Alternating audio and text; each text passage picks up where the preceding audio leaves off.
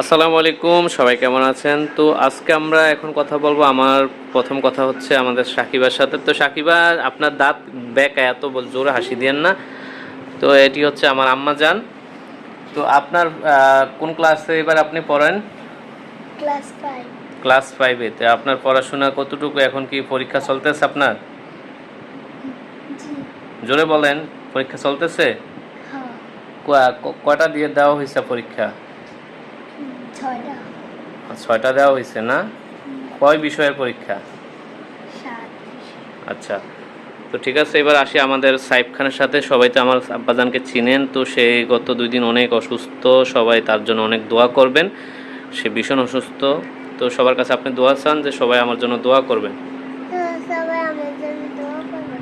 তো অবশ্যই ইনশাল্লাহ আমরা চাইবো আপনারা সবাই আমাদের আব্বাজানের জন্য দোয়া করবেন। আল্লাহ হাফেজ।